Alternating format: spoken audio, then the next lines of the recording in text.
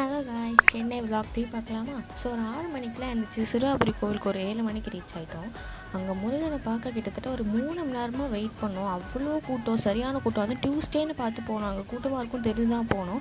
So ஒரு முருகனை பார்த்து கும்பிட்டு அங்கேருந்து கிளம்பி ஒரு குட்டி தூக்கத்தை போட்டு ஈவினிங் நல்லா அழகாக ரெடி ஆகி சும்மா ஷாப்பிங் சும்மா போகலாமே, சும்மா சுற்றி பார்க்கலாமேன்னு சொல்லிட்டு அண்ணன் எங்களை சென்னை சில்க்ஸ் ட்ராப் பண்ணால் அங்கே போனால் எங்கள் ஊரை விட அங்கே கலெக்ஷன்ஸ் கம்மியாக இருந்ததுன்னு சொல்லிட்டு அதை அப்படியே விட்டு அங்கே மால் போய்ட்டோம். அது என்ன மால்னு சத்தியமாக எனக்கு தெரில, பேர் தெரில. ஸோ அங்கே போய்ட்டு டிமார்ட்டில் போனால் அங்கே இருக்கிற கூட்டத்தில் நாங்கள் ஒன்றுமே பில் போடல, ஆனாலும் சரி கூட்டம். இப்போ நாங்கள் பில் செக்ஷன் அந்த கவுண்டர் தாண்டி தான் வர வேண்டிய நிலமை.